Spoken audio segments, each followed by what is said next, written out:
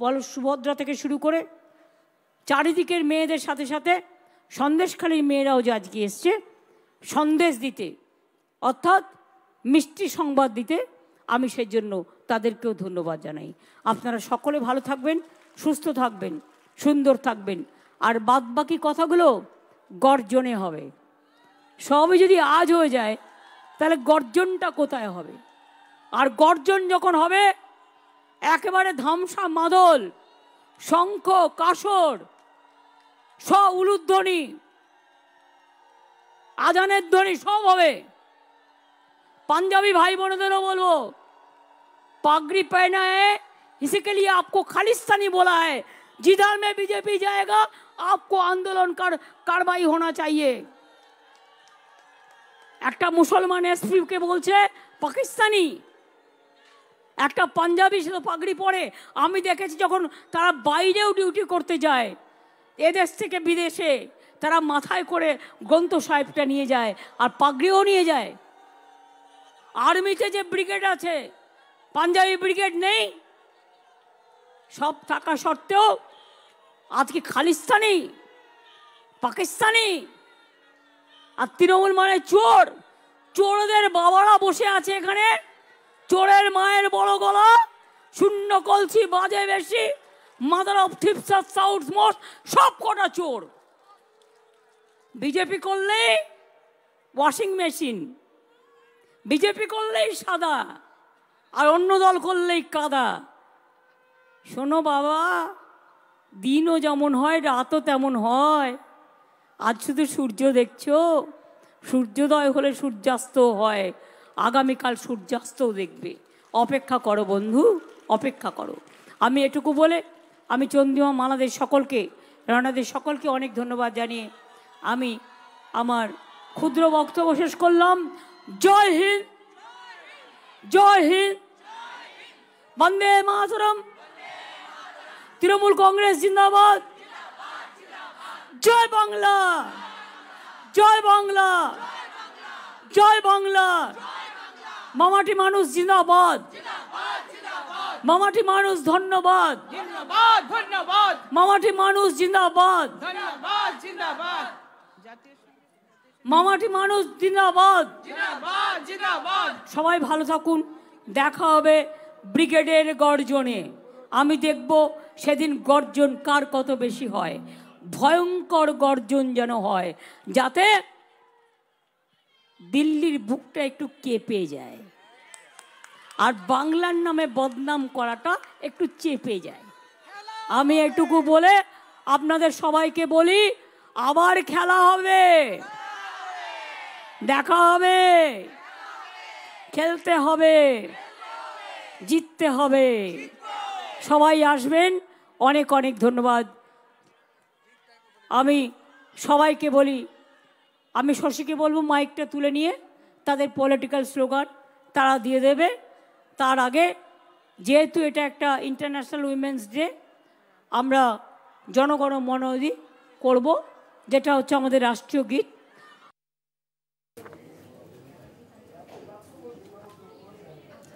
আপনারা শুনলেন এতক্ষণ মুখ্যমন্ত্রী মমতা বন্দ্যোপাধ্যায় তিনি বক্তব্য রাখছিলেন যে পদযাত্রা শুরু হয়েছিল ডরিনা ক্রসিং এ এসে সেই পদযাত্রা শেষ হয় এবং সেখানে বিজেপিকে কড়া ভাষায় আক্রমণ করেন মুখ্যমন্ত্রী মমতা বন্দ্যোপাধ্যায়। এবং এই খবরের দিকে আমাদের নজর ছিল। চারটে চারদিক আমি ইন্দ্রাণী শুরু করছি এবং প্রথমেই যে খবরের দিকে নজর রাখবো সেটা হচ্ছে পদ্ম শিবিরে যোগ হাইকোর্টের সদ্য অবসরপ্রাপ্ত বিচারপতি অভিজিৎ গঙ্গোপাধ্যায়। তিনি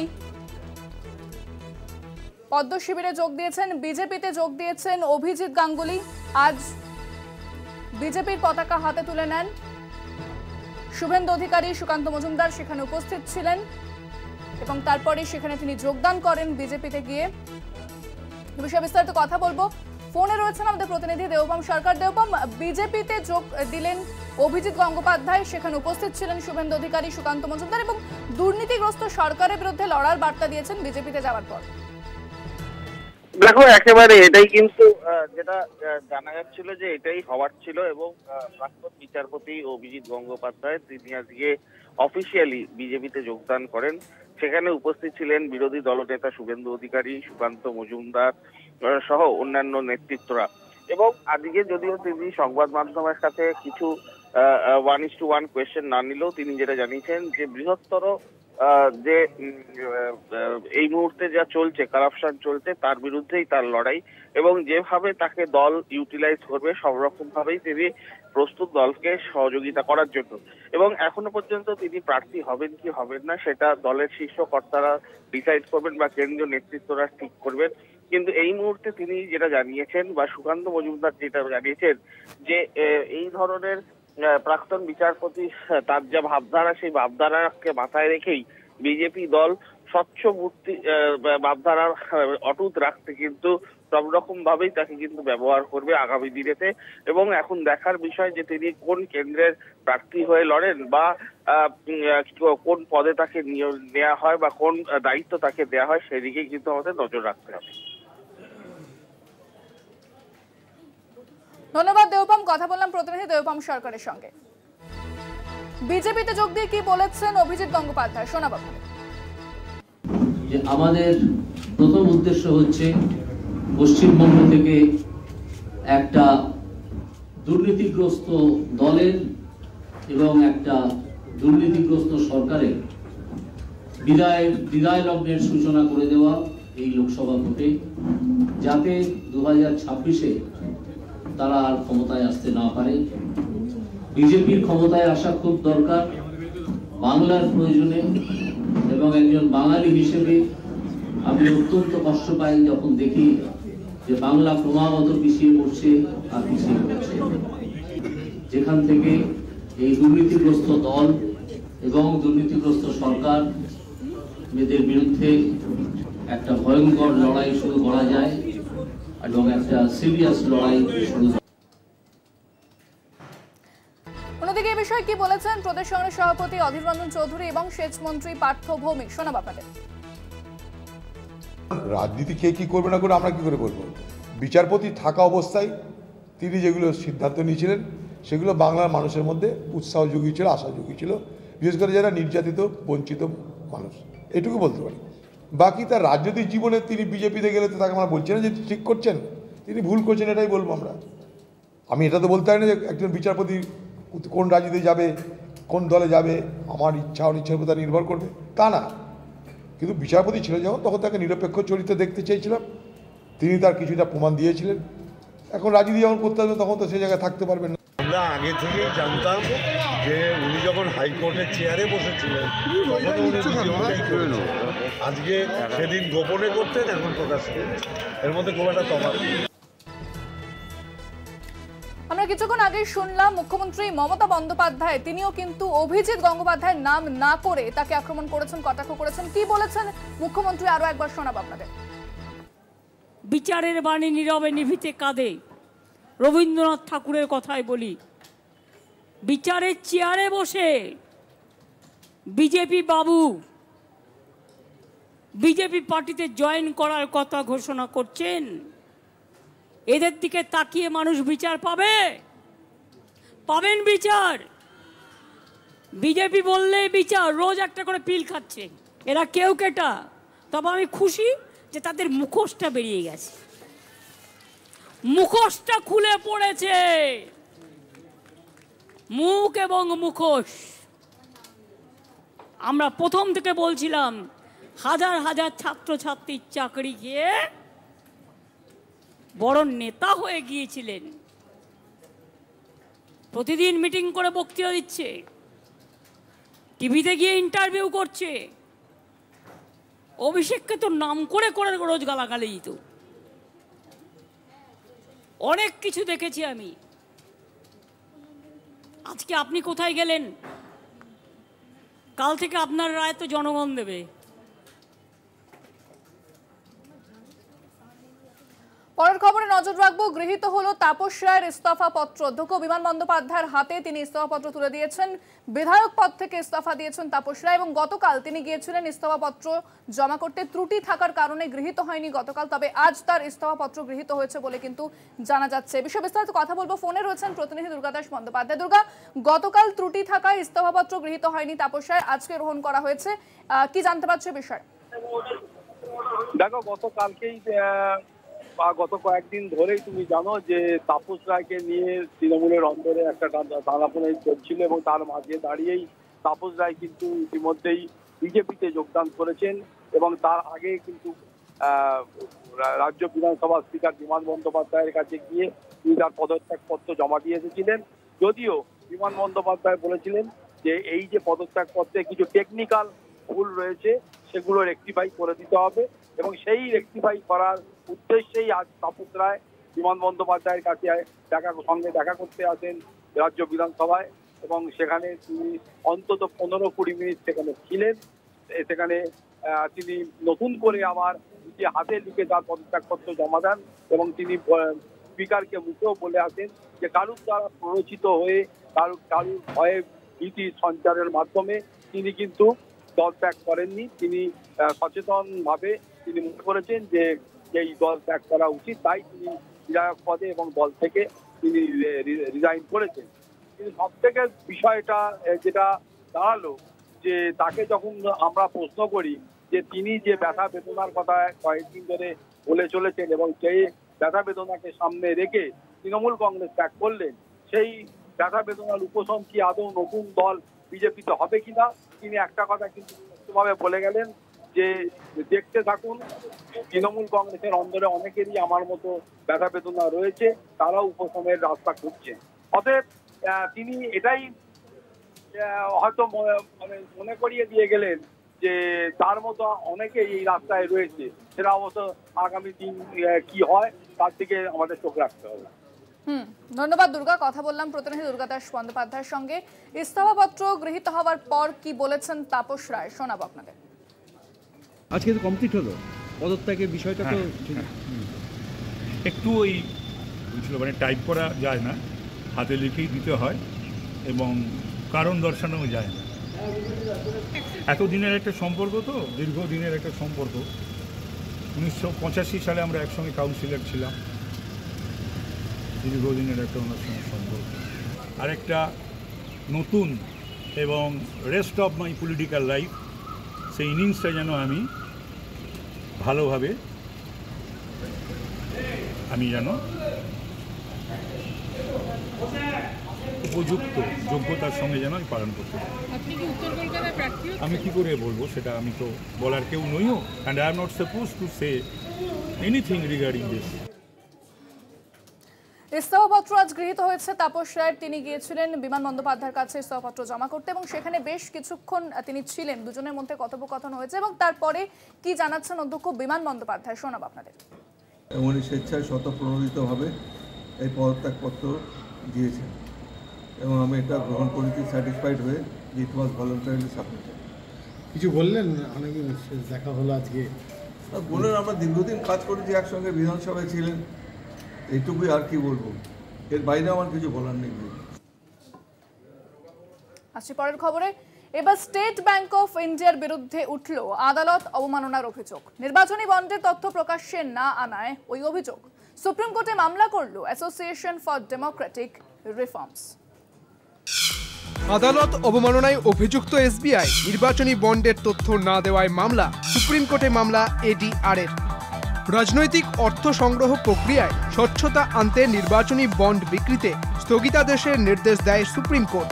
একই সঙ্গে বন্ড মারফত কোনো রাজনৈতিক দল কত অর্থ সংগ্রহ করেছে তা এসবিআইকে 6 মার্চের মধ্যে জানানোর নির্দেশ দেওয়া হয়।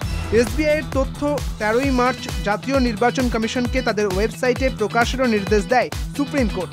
কিন্তু নির্বাচনী বন্ডের তথ্য প্রকাশের জন্য 30 জুন পর্যন্ত সময়ের আবেদন জানিয়েছে এসবিআই। প্রক্রিয়াটি অত্যন্ত জটিল বলে গত সোমবার শীর্ষ আদালতের সময় চেয়েছে স্টেট ব্যাংক অফ ইন্ডিয়া। এদিকে সুপ্রিম কোর্টের ধার্য ডেডলাইন পার হয়ে গিয়েছে। জাতীয় নির্বাচন কমিশনের কাছেও নির্বাচনী বন্ড সংক্রান্ত কোনো তথ্য জমা দেয়নি এসবিআই। আদালত অবমাননায় অভিযুক্ত এসবিআই। স্টেট ব্যাংক অফ ইন্ডিয়ার বিরুদ্ধে আদালত অবমাননার মামলা করল অ্যাসোসিয়েশন ফর ডেমোক্রেটিক রিফর্মস। অভিযোগ, এসবিআই ওই তথ্য প্রকাশ অযৌক্তিকভাবে দেরি করছে। লোকসভা ভোটের আগে এসবিআই এর পদক্ষেপ উদ্দেশ্য প্রণোদিত বলেও অভিযোগ। মাত্র 22,217টি নির্বাচনী বন্ডের তথ্য একত্রিত করার উপযোগী নেটওয়ার্ক এসবিআই এর রয়েছে বলে দাবি অভিযোগকারী। বিজেপির চাপেই এসবিআই তথ্য প্রকাশ করতে চাইছে না বলে দাবি বিরোধী শিবিরের। স্টেট ব্যাংক অফ ইন্ডিয়াকে কেন্দ্রীয় সরকার শাসক দল তারাই ভয় দেখিয়েছে এবং তারা চাইছে যে ইলেকশনের আগে কোনোভাবে এই তথ্য সামনে না আসুক, কারণ এই তথ্য সামনে এলে বিজেপির সামগ্রিক তোলাবাজির চরিত্রটা সামনে চলে আসবে, এবার তাদের ডাকাতি সামনে চলে আসবে। সেই ভয়ে তারা এসবিআই কে চাপ দিচ্ছে যাতে নির্বাচনের আগে কোনোভাবে এই তথ্য সামনে না আসে। আঞ্চলিক দল হিসাবে তৃণমূল কংগ্রেস আর জাতীয় দল হিসাবে বিজেপি, তারা এই অর্থ সবচাইতে বেশি পেয়েছে। মোট যে অর্থ বরাদ্দ হয়েছে তার 77.41% পেয়েছে একা বিজেপি, 6000 কোটি টাকারও বেশি। এই সব কথা মানুষের কাছে যাবে জলের মতো স্পষ্ট না হয়ে যায়, যা বামপন্থীরা দীর্ঘদিন ধরে বলে আসছে। যারা আমাদের শূন্য বলে তারা এটা জেনে রাখুক, ইলেকটোরাল বন্ড থেকে টাকা নেওয়ার ক্ষেত্রেও আমরা শূন্য, এটাই আমাদের গর্বের জায়গা। আগামী সোমবার স্টেট ব্যাংক অফ ইন্ডিয়ার আবেদনের শুনানির সম্ভাবনা শীর্ষ আদালতে। কলকাতা টিভি। ফিরছি আরো খবর নিয়ে একটা বিরতির পর, সঙ্গে থাকুন।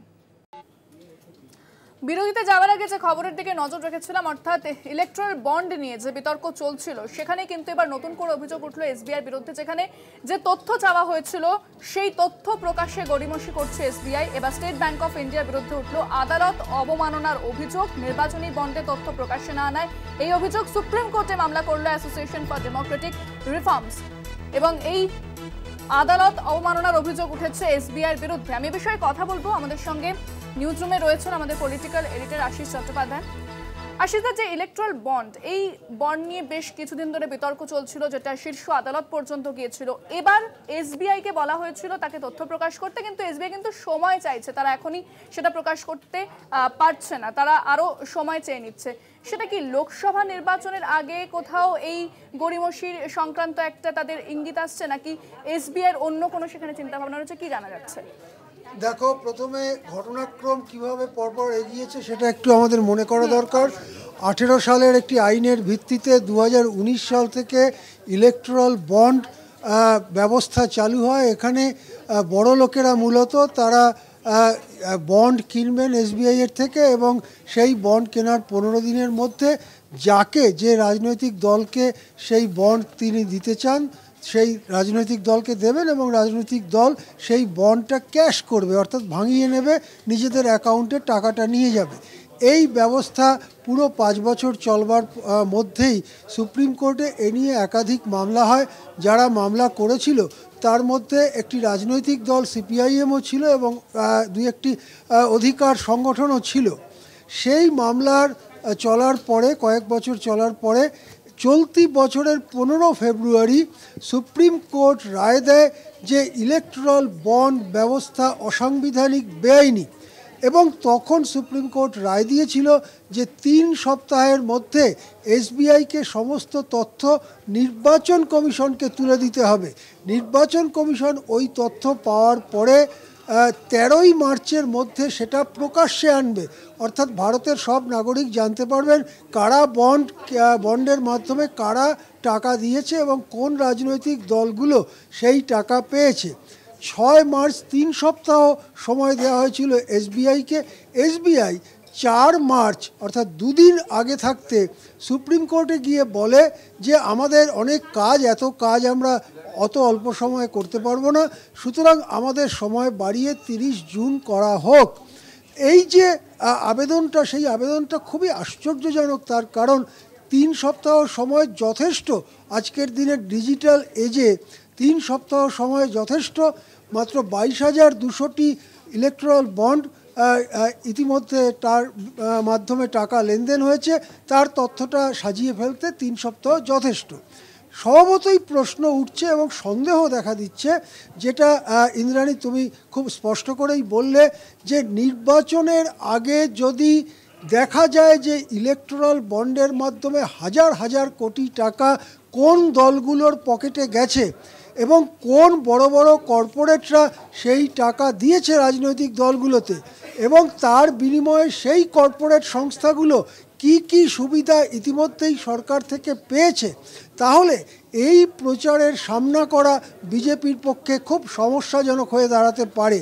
এই পরিস্থিতিতেই অনেকে সন্দেহ করছেন এসবিআইয়ের ওপরে রাজনৈতিক চাপ তৈরি করা হয়েছে এবং এসবিআই 4 তারিখে গিয়ে সুপ্রিম কোর্টে বলে যে আমাদের সময় বাড়িয়ে দেওয়া হোক। এই মামলা কিন্তু এখনও শুরু হয়নি, ইতিমধ্যে 6 মার্চ চলে গেছে। সুতরাং দেখা যাচ্ছে যে সুপ্রিম কোর্টের রায়কে মানল না এসবিআই, কেননা তারা শুধু একটা দরখাস্ত জমা দিয়েছে, সুপ্রিম কোর্ট তাদের দরখাস্ত গ্রহণ করেনি এখনও পর্যন্ত, অথবা সময় বাড়ায়নি এখনও পর্যন্ত। সুতরাং সুপ্রিম কোর্টের ডিভিশন বেঞ্চের নির্দেশ মানল না স্টেট ব্যাংক অফ ইন্ডিয়া। এই পরিস্থিতিতে ADR, association for Democratic reforms বলে একটি স্বাধিকার সংস্থা, অধিকার রক্ষা সংস্থা, তারা গিয়ে সুপ্রিম কোর্টে বলেছে যে এটা আদালতের রায় না মানার মাধ্যমে আদালতের অবমাননা হয়েছে।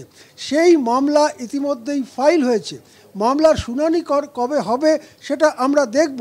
কিন্তু সবথেকে বড় কথা হচ্ছে স্বাধীন দেশে কখনো এরকম ঘটনা ঘটেনি যে এসবিআইয়ের মতো একটি প্রধান ব্যাংক, আমাদের দেশের প্রধান ব্যাংক হচ্ছে স্টেট ব্যাংক অফ ইন্ডিয়া, গ্রাহকের দিক থেকে, আমানতের দিক থেকে, সব দিক থেকেই সেটা হচ্ছে সবথেকে বড় রাষ্ট্রায়ত্ত ব্যাংক। সেই ব্যাংক সুপ্রিম কোর্টের নির্দেশ মানল না এবং না মানার ফলে তার বিরুদ্ধে আদালত অবমাননার মামলা হলো। এটা স্বাধীন দেশের ইতিহাসে সম্পূর্ণ বেনজির এবং সাংঘাতিক গুরুত্বপূর্ণ, রাজনীতিতে খুবই গুরুত্বপূর্ণ একটা মোড় নিতে চলেছে বলে অনেকেই মনে করেন, বিশেষ করে নির্বাচনের মুখে দাঁড়িয়ে। একেবারে অনেক ধন্যবাদ আশিস। আমাদের সঙ্গে নিউজ রুমে ছিলেন আমাদের পলিটিক্যাল এডিটর আশিস চট্টোপাধ্যায়। এবং যে নির্বাচনী বন্ড নিয়ে যে খবর সামনে আসছে, অর্থাৎ এসবিআইকে যে তথ্য চাওয়া হয়েছিল তারা সেই তথ্য দিতে কিন্তু গড়িমসি করছে, যার জন্য এই আদালত অবমাননার অভিযোগ উঠেছে। তাদের বিরুদ্ধে 30শে জুন সময় চাওয়া হয়েছে এসবিআইয়ের পক্ষ থেকে।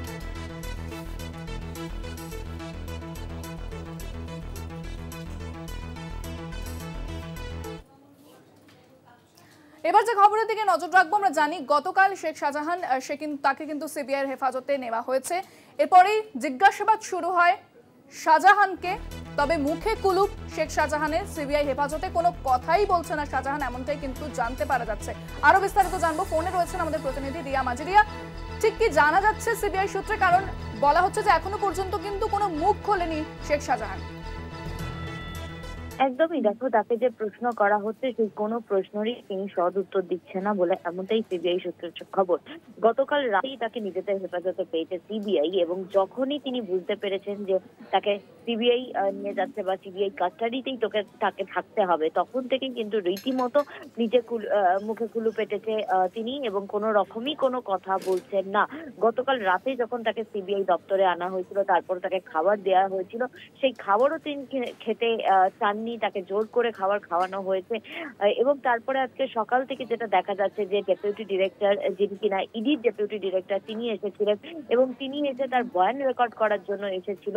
এবং ইতিমধ্যেই তাকে একাধিক তার জন্য সিবিআই এর 4টে অফিসারকে নিযুক্ত করা হয়েছে, যারা তাকে জিজ্ঞাসাবাদের জন্য অল্টারনেটিভ ওয়াইজ তাকে জিজ্ঞাসাবাদ করবে। কিন্তু কোনো কিছুতেই এই সিবিআই এর কাছে এখন একটা চ্যালেঞ্জ হয়ে গিয়েছে, কারণ এই যে সিবিআই তাকে হেফাজতে নিয়েছে এবং যে 9 নম্বর যে এফআইআর, যার ভিত্তিতে তাকে সিবিআইও একটি এফআইআর করেছে এবং যার ভিত্তিতে তাকে নিজেদের হেফাজতে কোর্টের নির্দেশে তারা নিয়েছেন, সেই জায়গায় দাঁড়িয়ে কিন্তু এই এফআইআর এ মূলত যেটা আছে যে ইডির ওপরে যে চড়াও হয়েছিল, এবং সেই দিনকে শেখ শাহজাহান তিনি 3 জনকে ফোন করেছিল, যার মধ্যে একজন ছিল সিরাজ এবং বাকি আরো 2 জন ছিল যে মব আনার জন্য। এবং সেই মব কোথা থেকে এনেছিল, সন্দেশখালীরই তারা বাসিন্দা নাকি বাইরে থেকে ভাড়া করে এনেছিল, এবং এই যে পুরো প্লটিংটা, এই বিষয়ের মূলত সিবিআই কর্তারা তার থেকে জানতে চায়। কিন্তু শেখ শাহজাহান তিনি তো একদম বলা চলে যে মুখে কুলু পেটেছে, তিনি কোনো রকম কোনো উত্তরই দিতে নারাজ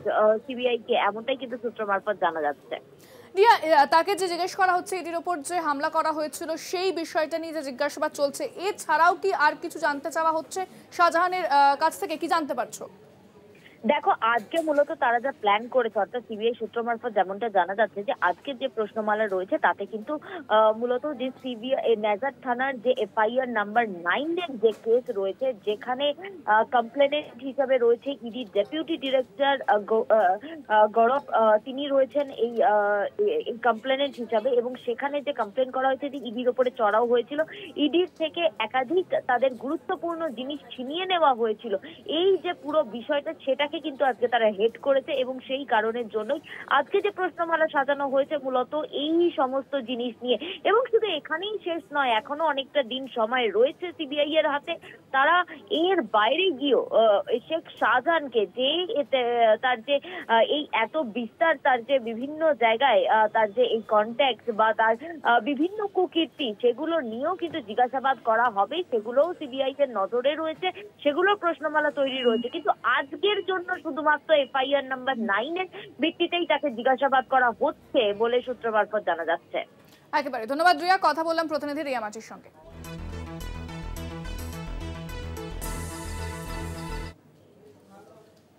অন্যদিকে সন্দেশখালী সাক্ষীদের নিরাপত্তা দেওয়ার আর্জি, সিবিআইকে নিরাপত্তা নিশ্চিত করতে নির্দেশ প্রধান বিচারপতির ডিভিশন বেঞ্চের। আদালতকে এই ব্যাপারে হলফনামা দেওয়ার নির্দেশ দেওয়া হয়েছে। অর্থাৎ সন্দেশখালী বা সংক্রান্ত যারা সাক্ষী দিয়েছিলেন যে তাদের প্রত্যেককেই নিরাপত্তা নিশ্চিত করার দায়িত্ব এবার সিবিআইয়ের হাতে। যেহেতু সিবিআই তদন্তভার নিয়েছে, তাই সিবিআইকে সেই তাদের নিরাপত্তা নিশ্চিত করতে হবে, এমনটাই কিন্তু নির্দেশ দেওয়া হয়েছে প্রধান বিচারপতির ডিভিশন বেঞ্চের পক্ষ থেকে। এবং সন্দেশখালী সাক্ষীদের নিরাপত্তা দেওয়ার আর্জি, সিবিআইকে নিরাপত্তা নিশ্চিত করতে নির্দেশ প্রধান বিচারপতির ডিভিশন বেঞ্চের। ব্যাপারে আদালতে হলফনামা জমা করতে হবে, এমনটাও কিন্তু বলা হয়েছে।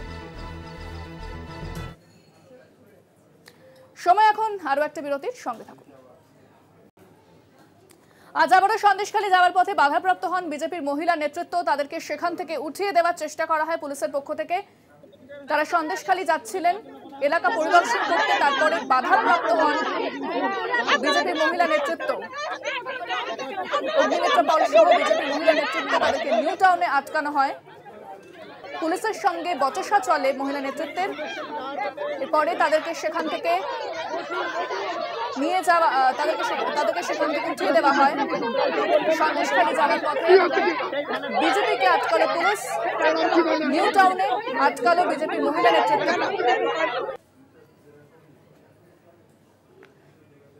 বিস্তারিত কথা বলবো, ফোনে রয়েছেন আমাদের প্রতিনিধি জাহাঙ্গীর হোসেন। জাহাঙ্গীর, বিজেপি মহিলা নেতৃত্ব তাদেরকে আজও আটকানো হলো সন্দেশখালী যাওয়ার পথে, এখন কি পরিস্থিতি স্বাভাবিক, কি জানতে পারছো? দেখো, তোমাকে জানিয়ে কি যে বিগত দিনে ও সন্দেশখালী যাওয়ার জন্য বিভিন্ন নেতৃত্ব পৌঁছায়, কিন্তু আজকেও ঠিক যখনই বিজেপি নেতৃত্ব নিউ টাউন হয়ে সন্দেশখালীর দিকে রওনা দিচ্ছিল, সেই সময় নিউ টাউনের শেষ প্রান্তে ভাঙড়ের মুখ শুরুতেই সেখানে আর্ট কলেজের সামনে সেখানেই আটকে দেওয়া হয়। পুলিশের পক্ষ থেকে ব্যারিকেড দিয়ে সকাল থেকে তারা প্রস্তুত ছিলেন ওই টিমটাকে আটকানোর জন্য। তবে যখন বিজেপি নেত্রী লকেট চ্যাটার্জি থেকে শুরু করে যে সমস্ত নেতৃত্ব ছিলেন, গাড়ি থেকে নামার সাথে সাথেই ঠিক ওই জায়গাটা ব্যারিকেড করে আটকে দেওয়া হয়। তারপরে গাড়ি থেকে নেমে পুলিশের সাথে একরকম ধস্তাধস্তি শুরু হয়, ব্যারিকেড ঠেলে এগিয়ে দেওয়ার চেষ্টা করে। যখন প্রচুর পরিমাণ মহিলা পুলিশ এবং অন্যান্য পুলিশ যখন সামনে দাঁড়িয়ে যায়, তখন রাস্তার এই ভিড় থেকে অন্য একটা ভিড়ে চলে যায়, সেখান দিয়ে ক্রসিং করে তারা সন্দেশখালীর দিকে এগিয়ে যাওয়ার চেষ্টা করছিলেন। কিন্তু সেখানেও কিন্তু মহিলা পুলিশ বা অন্যান্য পুলিশ গিয়ে তাদেরকে আটকে দেয়। তারপরে কিন্তু তারা রাস্তার উপরে বসে পড়লেই তারপরে পুলিশের সঙ্গে ধস্তাধস্তি শুরু হয়, একেবারে টানাটানি হাতাহাতি হয়ে যায়, এরকম একটা পরিস্থিতি হয়ে যায়। তারপর মহিলা পুলিশ এবং অন্যান্য পুলিশ দিয়ে সেই সমস্ত বিজেপির নেতৃত্বে তাদের একে একে যারা ছিলেন তাদেরকে প্রত্যেকেই তাদেরকে আটক করার পরে শেষে অগ্নিমিত্রা পাল সহ লকেট চ্যাটার্জি যে সমস্ত নেতৃত্ব তাদেরকে সকলকেই পুলিশের প্রিজন ভ্যান করে তাদেরকে নিউ টাউনের দিকে নিয়ে চলে যায়। ইতিমধ্যে এই ঘটনার পরেই কিন্তু এলাকায় যে সমস্ত পুলিশ ছিল তারা কিন্তু সবাই কিন্তু ওই নেতৃত্বের সাথে চলে যায় এবং এলাকা আপাতত স্বাভাবিক। ধন্যবাদ জাহাঙ্গীর, কথা বললাম প্রতিনিধি জাহাঙ্গীর হোসেনের সঙ্গে।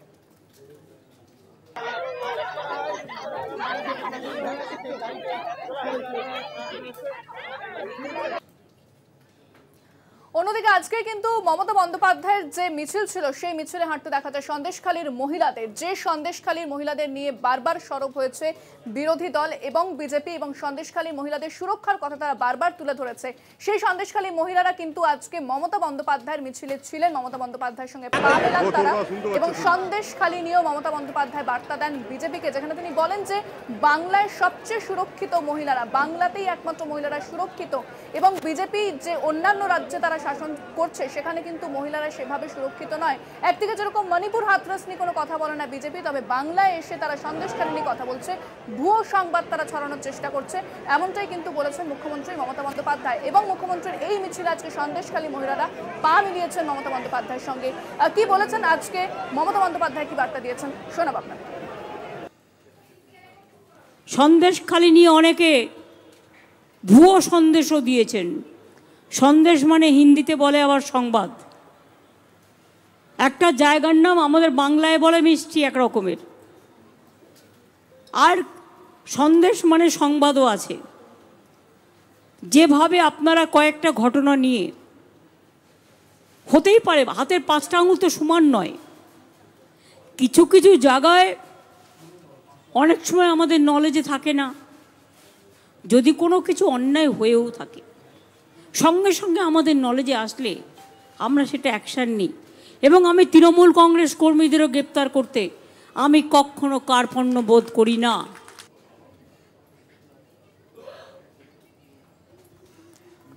আপনাদের শোনালাম মুখ্যমন্ত্রী মমতা বন্দ্যোপাধ্যায় কি বার্তা দিয়েছেন সন্দেশখালী নিয়ে। সন্দেশখালী নিয়ে যে বিজেপি বারবার প্রশ্ন তুলেছে, সন্দেশখালী মহিলাদের সুরক্ষা নিয়ে বিজেপি বারবার প্রশ্ন তুলে সরব হয়েছে শাসক দলের বিরুদ্ধে।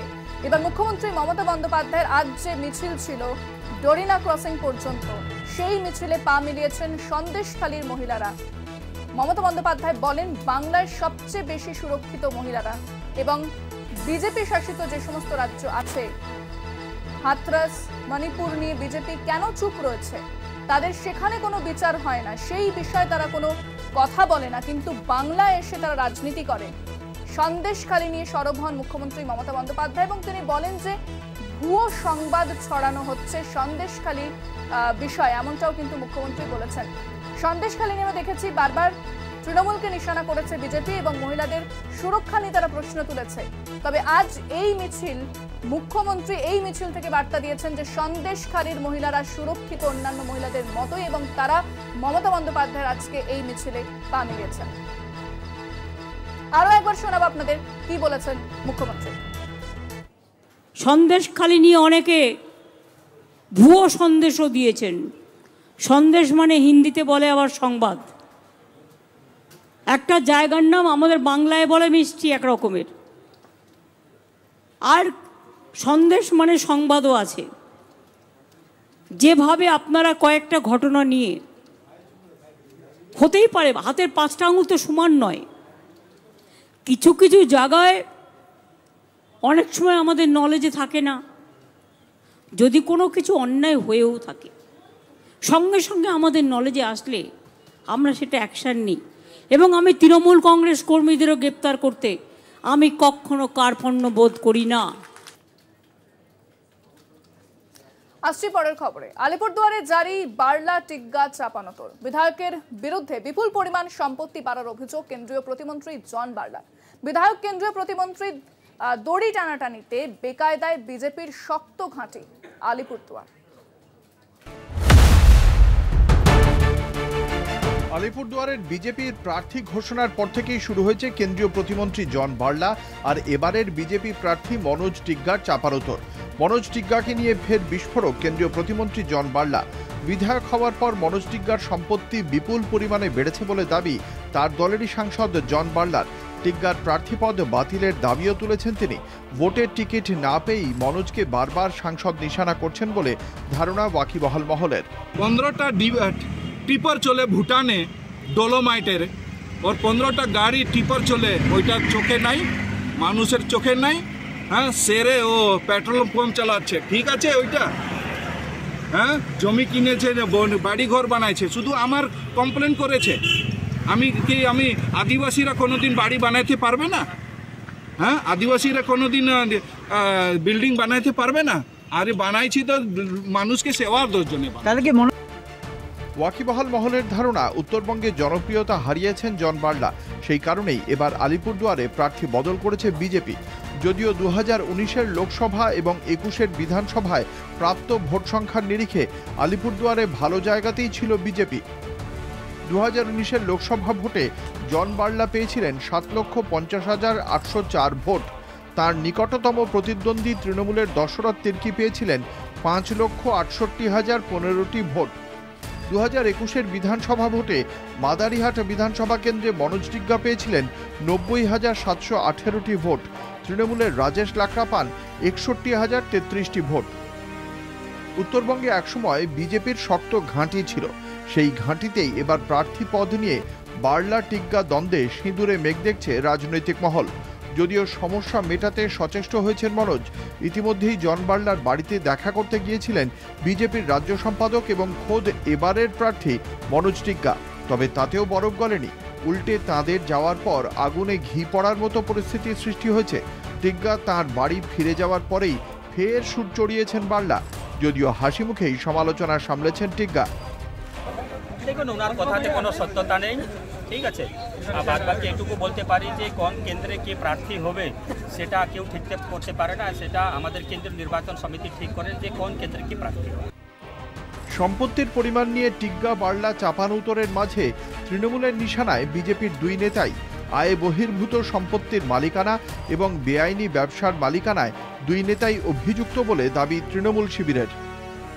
গত বিধানসভা নির্বাচনেই বলেছিলাম যে মনোজ টিগ্গা অবৈধ ডাম্পারের ব্যবসা করে, অবৈধ বালিপাথরের ব্যবসা করে। সেদিন কিন্তু মানুষ আমাদের কথা বিশ্বাস করেনি।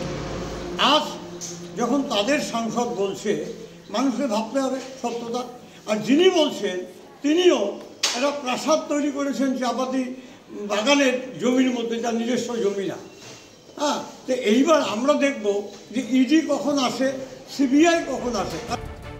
ভোটের আগে দলেরই দুই নেতার কোন্দলের জেরে শক্ত ঘাঁটি আলিপুরদুয়ারে বিজেপির আসনটি হাতছাড়া হয়ে যাওয়ার আতঙ্কে ভুগছে বিজেপি শিবির। তাই টিকিট নিয়ে কোন্দল মেটাতে সক্রিয় বিজেপির রাজ্য কেন্দ্রীয় নেতৃত্ব। সমস্যার সুরাহা না হওয়া পর্যন্ত বার্লা টিগ্গা দ্বন্দ্ব নিয়ে অস্বস্তি বাড়ছে বিজেপির। আলিপুরদুয়ার থেকে শুভজিৎ দেবনাথের রিপোর্ট, কলকাতা টিভি।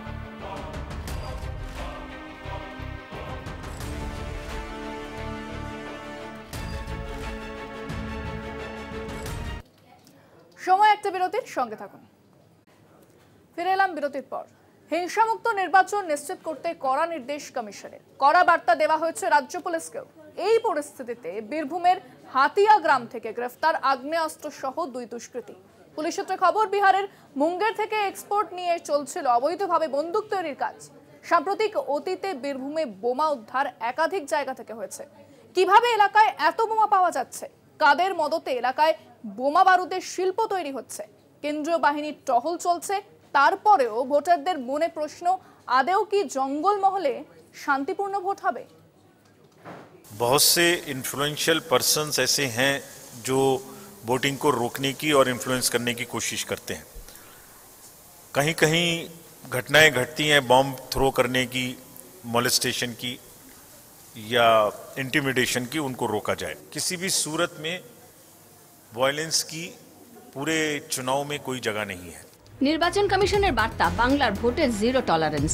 বার্তা মুখ্য নির্বাচন কমিশনার রাজীব কুমারের। এখনো ভোটের দিনক্ষণ ঘোষণা হয়নি, তার আগেই ভোটের পারদ চড়ছে।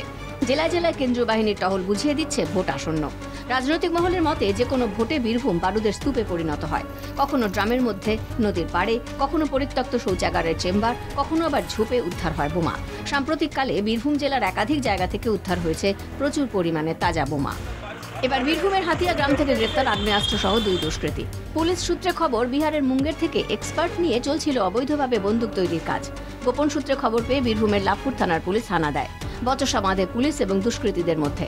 ঘটনার জেরে জখম হন এক পুলিশ কর্মীও। বিহারের মুঙ্গের থেকে আসা বিশেষ অস্ত্র তৈরির কারিগররা চম্পট দেয়। বীরভূমে অবাধ ও শান্তিপূর্ণ নির্বাচন হয় না বলেই দাবি শহরবাসীর। প্রতিবারই মুখ্য নির্বাচন এরকম ঢাকঢোল পিটিয়ে প্রতিশ্রুতি দেন, কিন্তু বাস্তবে যেটা দেখা যায় ভোট কোথাও সুষ্ঠুভাবে হয় না। একদম যে কোনো নির্বাচনেই অনেক মানুষ মারা যায়, মাটি রক্তাক্ত হয়, অনেক মা তার ছেলেকে হারায়, স্ত্রী স্বামীকে হারায়, বন্ধু বান্ধবদের হারায়। এই জিনিসটা কেন হবে? এবার দেখা যাক বীরভূমের বিভিন্ন থানা এলাকায় গত এক মাসে কত বোমা ও অস্ত্র উদ্ধার হয়েছে। ইলামবাজার থানা এলাকায় 14টি বোমা উদ্ধার, পাড়ুই থানা এলাকায় 36টি বোমা উদ্ধার, শান্তিনিকেতন থানা এলাকায় 10টি বোমা উদ্ধার, নানুর থানা এলাকায় ব্রাহ্মণখণ্ড ও তাখোড়া গ্রাম থেকে 150টি বোমা উদ্ধার। লাভপুর থানা এলাকায় 20টি বোমা, 2টি মাস্কেট, 3টি দেশীয় বন্দুক ও 9 রাউন্ড গুলি উদ্ধার হয়। কীর্ণাহার থানার সরডাঙ্গা গ্রামে 40টি তাজা বোমা উদ্ধার। রামপুরহাট থানা এলাকায় 30টি বোমা, 1টি বন্দুক ও 1টি কার্তুজ উদ্ধার। মুরারই থানা এলাকায় 2টি বন্দুক উদ্ধার। মারগ্রাম থানা এলাকায় 40টি বোমা, 2টি বন্দুক উদ্ধার। তারাপীঠ থানা এলাকায় 25টি বোমা উদ্ধার। নলহাটি থানা এলাকায় 1টি বন্দুক, 1টি গুলি উদ্ধার। দুবরাজপুর থানা এলাকায় 35টি বোমা উদ্ধার। খয়রাসোল থানা এলাকায় 5টি বোমা উদ্ধার। কাঁকরতলা থানা এলাকায় 30টি বোমা উদ্ধার। বিজেপির আক্রমণের নিশানায় শাসক দল। এদের চৌর্যবৃত্তি, রাহাজানি, ভোট ছিনতাই থেকে শুরু করে এরা বাঁচতে পারে না, এবং এইটা সন্ত্রাস তৈরি করেছে যেদিন থেকে মমতা বন্দ্যোপাধ্যায় গদি দিয়েছে সেই দিন থেকেই শুরু হয়ে গেছে। গেরুয়া শিবিরের অভিযোগকে অস্বীকার তৃণমূল নেতৃত্বের। হেরে যাওয়ার পরে কেউ যদি বলে বা হেরে যাওয়ার ভয়ে কেউ যদি বলে এই হয়েছে ওই হয়েছে, অস্থিরতা হয়েছে, ভয় দেখানো হয়েছে, এটা ঠিক নয়। রামপুরহাট, মারগ্রাম, দুবরাজপুর, খয়রাসোল, তালিকা আরও দীর্ঘ। কিভাবে এলাকায় এত বোমা পাওয়া যাচ্ছে? কাদের মদতে এলাকায় বোমা বারুদের শিল্প তৈরি হচ্ছে? কেন্দ্রীয় বাহিনীর টহল চলছে, তারপরেও ভোটারদের মনে প্রশ্ন, আদৌ কি জঙ্গলমহলের শান্তিপূর্ণ ভোট হবে? বীরভূম থেকে মনা বীরবংশীর রিপোর্ট, কলকাতা টিভি। অর্থাৎ দেখা যাচ্ছে নির্বাচনের আগে কিন্তু এই বীরভূমে বিভিন্ন এলাকা থেকে বোমা উদ্ধারের খবর সামনে আসছে। আমি বিষয়ে কথা বলবো, সরাসরি আমার সঙ্গে রয়েছেন প্রতিনিধি মনা বীরবংশী। মনা, পঞ্চায়েত নির্বাচনের আগেও দেখেছিলাম, এবার সামনে লোকসভা নির্বাচন, বীরভূমের একাধিক এলাকা থেকে বোমা উদ্ধারের খবর পাওয়া যাচ্ছে। তাহলে প্রশাসন কি বলছে? পুলিশ প্রশাসন কতটা সতর্ক রয়েছে? কেন্দ্রীয় বাহিনী টহল চলছে, তারপরেও কিন্তু ধরনের ঘটনা সামনে আসছে। হ্যাঁ দেখো ইন্দ্রাণী, একেবারেই তাই। তুমি যে প্রশ্নটা করলে অত্যন্ত গুরুত্বপূর্ণ প্রশ্ন, তার কারণ তুমি জানো যে জাতীয় নির্বাচন যে মুখ্য নির্বাচন কমিশনার তিনি জেলার প্রতিটি এসপি ডিএমদেরকে কিন্তু কড়া নির্দেশ দিয়েছেন যে নির্বাচনের সময় বোমাবাজি বরদাস্ত নয়, যদি বোমাবাজি হয় তাহলে কিন্তু কঠোর ব্যবস্থা নেব। ঠিক সে জায়গায় দাঁড়িয়ে তুমি দেখো, তুমি যদি বিশেষ করে এ রাজ্যের বীরভূম জেলা, তুমি জানো যে বীরভূম কিন্তু বরাবরই কিন্তু রাজনৈতিক সংঘর্ষে কিন্তু তপ্ত হয়ে ওঠে এবং ইতিহাস কিন্তু সেটাই বলছে। এবং সবচেয়ে বড় যেটা বিষয় সেটা হচ্ছে তুমি বিগত যদি এক মাস না হলেও তুমি বিগত 20 দিনের দিকে পিছিয়ে যাও, তাহলে আমরা বীরভূম জেলায় দেখতে পাচ্ছি যে বীরভূম জেলার যে সমস্ত 22-24টি থানা রয়েছে, একাধিক থানা থেকে আমরা দেখতে পাচ্ছি প্রায় 6-5 কাছাকাছি তাজা বোমা উদ্ধার করেছে। শুধু বোমা উদ্ধারই নয়, তার পাশাপাশি আগ্নেয়াস্ত্র উদ্ধার হয়েছে, গ্রেপ্তার হয়েছে। সবচেয়ে বড় উল্লেখযোগ্য বিষয়, প্রতিটি জেলায় যেমন কেন্দ্র বাহিনী এসে পৌঁছে গেছে, ঠিক বীরভূমেও কিন্তু কেন্দ্র বাহিনী এসে পৌঁছে গেছে। এক সপ্তাহ প্রায় হয়ে গেল বলা যেতে পারে, রুটমার্চ চলছে।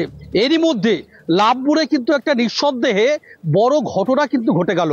হাতিয়া গ্রামে গতকাল সন্ধ্যেবেলায় কি ঘটনা ঘটলো, পুলিশের কাছে, বীরভূম জেলা পুলিশের কাছে স্পেসিফিক একটি কিন্তু ইনফরমেশন আসে যে বিহারের মুঙ্গের থেকে বেশ কিছু অবৈধভাবে বন্দুক নির্মাণকারী অর্থাৎ বন্দুক তৈরি করতে পারে এরকম একটা টিম লোকাল যারা দুষ্কৃতী তাদের সোর্সে কিন্তু হাতিয়া গ্রামে জমায়েত করেছে এবং সেখানে নাকি অস্ত্র তৈরির কিন্তু কারবার চলছে। তারপরেই কিন্তু পুলিশ নড়েচড়ে বসে। বীরভূম জেলা পুলিশের পক্ষ থেকে একটি বিশেষ টিম কিন্তু গঠন করা হয়। টিম গঠনে সেখানে এসওজি বীরভূম জেলা পুলিশের তিনি ছিলেন, এসডিপিও ছিলেন, লাভপুরের ওসি ছিলেন। সেই টিম গিয়ে হাতিয়া গ্রামে কিন্তু হানা দেয় এবং তারপরে কি হয়, যখনই হানা দেয় তখন দুষ্কৃতকারীদের সঙ্গে পুলিশের কিন্তু খণ্ডযুদ্ধ বেঁধে যায়। একটি পুলিশের বড় একটি অংশ বলছেন, যারা অফিসিয়ালি না জানালেও তারা বলছেন দুষ্কৃতীরা নাকি পুলিশকে লক্ষ্য করে বোমা ছড়ে এবং সেই ঘটনায় একজন পুলিশকর্মী গুরুতর জখম। প্রথমে সিউড়ি সদর হাসপাতালে ভর্তি করা হয় এবং পরবর্তী পর্যায়ে তাকে একটি বেসরকারি হাসপাতালে এই মুহূর্তে দাঁড়িয়ে চিকিৎসা করানো হচ্ছে। এবং তারপর সেখান থেকে কি উদ্ধার হলো দেখো, পুলিশ বলছে সেখানে 2টি অত্যাধুনিক মাস্কেট, 2টি বন্দুক উদ্ধার হয়েছে, প্রায় 10 রাউন্ড কার্তুজ উদ্ধার হয়েছে। এছাড়াও বিগত 1 মাসে প্রচুর বোমা উদ্ধার হয়েছে। এই যে নির্বাচনী প্রাক্কালে দাঁড়িয়ে এই যে বীরভূম কার্যত বিরোধীরা বলছে সাধারণ মানুষ ভীত সন্ত্রস্ত, যে বারুদের উপর বীরভূম দাঁড়িয়ে গেছে, ঠিক সে জায়গায় দাঁড়িয়ে একদিকে যেমন জাতীয় মুখ্য নির্বাচন কমিশনার বলছে যে অবাধ সুষ্ঠু নির্বাচন করাতে হবে, ভোটের সময় বোমাবাজি বরদাস্ত করবো না, নাহলে ডিএমএসপিদের একটা চিন্তা রয়ে গেছে এত বোমা উদ্ধারে, কোথাও না কোথাও সেই বিষয়টাও ভাবাচ্ছে পুলিশ প্রশাসনকে। ধন্যবাদ। আমাদের সঙ্গে সরাসরি ছিলেন প্রতিনিধি মনা বীরবংশী। শাসক শিবিরে যোগ দিয়ে ত্রিপুরার রাজ্য মন্ত্রিসভায় ঠাঁই পেলেন টিপ্রামথার 2 বিধায়ক। লোকসভা নির্বাচনের মুখে রাজ্য বিধানসভার প্রধান বিরোধী দল টিপ্রামথার শিবির বদল রাজনৈতিকভাবে গেরুয়া শিবিরের পক্ষে যথেষ্ট গুরুত্বপূর্ণ। তৃতীয় বৃহত্তম শক্তি হিসেবে বামেরা বিরোধী দলনেতা পদের দাবি তুলেছে। গত 2023 সালে 60 সদস্যের রাজ্য বিধানসভা ভোটে বিজেপি একক বৃহত্তম দল হিসেবে 32 আসনে জয়ী হয়। তাদের সহযোগী আইপিএফটি একটি মোট 33 আসন পেয়ে ত্রিপুরায় ক্ষমতায় বসে বিজেপির জোট সরকার। প্রথমবার ভোটে লড়ে টিপ্রামথা 13টি আসন পেয়ে প্রধান বিরোধী দলের মর্যাদা পায়। বামেরা প্রথমে 11 আসন পেলেও উপনির্বাচনে একটি আসন হাতছাড়া হওয়ায় রাজ্য বিধানসভায় তাদের সদস্য 10। গত সপ্তাহে টিপ্রামথার শীর্ষ নেতা প্রদ্যোৎ কিশোর দেববর্মন ও কেন্দ্রীয় স্বরাষ্ট্রমন্ত্রী অমিত শাহর সঙ্গে দিল্লিতে বৈঠকের পর তিনি শিবির বদলের কথা ঘোষণা করেন। রাজনৈতিক মহলের মতে রাজ্যের জনজাতি সম্প্রদায়ের সমর্থন নিয়ে চিন্তিত বিজেপি নেতৃত্ব। আসন্ন লোকসভা ভোটে জনজাতিদের সংগঠন টিপ্রামথাকে সঙ্গে পেলে রাজ্যের 2টি আসন ফের এনডিএর দখলে রাখা নিশ্চিত হবে বলেই অমিত শাহর মাধ্যমে দৌত্য শুরু হয়। শেষ পর্যন্ত রাজ্য টিপ্রামথা রাজ্যের বিরোধী শিবির ছেড়ে শাসক শিবিরে যোগ দেয়। তার সুবাদে রাজ্য বিধানসভার বিরোধী দলনেতা অনিমেষ দেববর্মন বৃহস্পতিবার মন্ত্রী হিসেবে শপথ গ্রহণ করেন। ভারতের পরিষদীয় রাজনীতিতে একই সরকারের বিরোধী দলনেতা থেকে মন্ত্রিসভার সদস্য হওয়ার মতো ঘটনা বিরল। অমিত শাহের বিরোধী শূন্য রাজনীতির সৌজন্যে এমনটাই ঘটল ত্রিপুরায়। তার সঙ্গে টিপ্রামথার আরও এক বিধায়ক বৃষকেতু দেববর্মন একই সঙ্গে মন্ত্রী হিসেবে শপথ নিয়েছেন। টিপ্রামথা শাসক শিবিরে যোগ দিতেই বৃহত্তম দল হিসেবে সিপিএম প্রধান বিরোধী দলের মর্যাদা দাবি করে বিধানসভার অধ্যক্ষকে চিঠি দিয়েছে। কলকাতা টিভি।